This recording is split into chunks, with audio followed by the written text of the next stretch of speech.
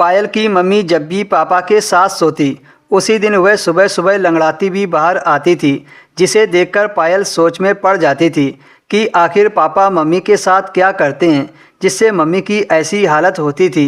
एक दिन पायल सच जानने के लिए पायल ने मम्मी को उस रात नींद की दवा देकर सुला दिया और मम्मी की चादर ओढ़कर पापा के कमरे में चली गई।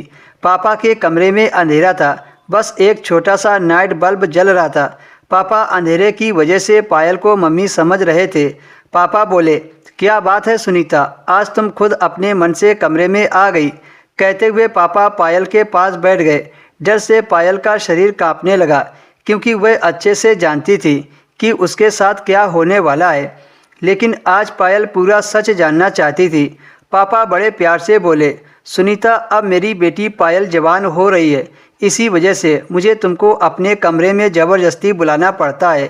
मेरा भी तो तुम पर कुछ हक है। मैं मानता हूँ कि हमारी बेटी जवान हो रही है, लेकिन वो इतनी छोटी भी नहीं है कि उसे ये समझ ना हो कि माँ बाप एक कमरे में एक साथ रहते हैं।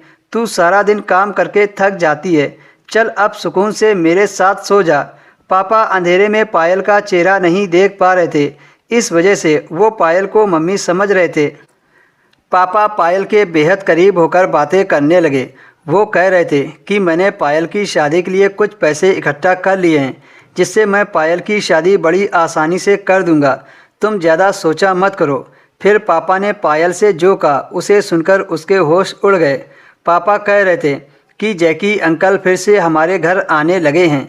सुनीता, मैं तुम्हें बता दूं कि वो इंसान ठीक नहीं है और ना ही उसकी नीयत अच्छी है। पहले ही वो एक बार तुम्हें बर्बाद करने की कोशिश कर चुका है और अब तो हमारे घर जवान बेटी भी है। पायल के पापा को अभी तक यह मालूम नहीं था कि वह मम्मी नहीं बल्कि उनकी बेटी पायल है। काफ़ी देर तक पायल के पापा मम्मी समझकर पायल से ऐसे ही बातें करते रहे और अचानक से सो गए। पायल खामोशी से उठकर कमरे से बाहर निकल आई। पायल के पापा ने पायल के साथ कुछ भी ऐसा नहीं किया था जिससे उसको कुछ समझ आता, इसलिए जैकी अंकल और मम्मी को लेकर उसके दिल में बहुत सारे सवाल पैदा हो चुके थे। सुबह जब पायल के पापा उठे तो रोज़ की तरह थे और उनका चेहरा ऐसा था जैसे मम्मी के साथ रात गुजारने के बाद होता था। पायल खामोशी से पापा को देख रही थी, लेकिन उसको कोई बदलाव नहीं लग रहा था। पायल जब स्कूल से घर लौटी तो जैकी अंकल की गाड़ी खड़ी हुई थी। पायल हमेशा दूर से नमस्ते करके घर आती थी, लेकिन आज पायल चोरों की तरह दबे पांव घर में घुस गई। मम्मी और जैकी अंकल अपने कमरे में एक साथ बैठे बातें कर रहे थे। उन लोगों को पता नहीं था कि पायल भी वहां आ चुकी है। पायल ने जो कुछ अपने कानों से सुना, उसे सुनकर पायल के होश उड़ गए। वह सोच भी नहीं सकती थी कि सच इतना भयानक होगा। पायल की मम्मी जैकी अंकल के साथ हंस हंस कर बातें कर रही थी कि मैंने पायल के दिल में उसके बाप के खिलाफ पूरी तरह नफरत के बीज बो दिए हैं और अब वो दिन दूर नहीं जब मेरी बेटी अपने बाप के खिलाफ खड़ी हो जाएगी।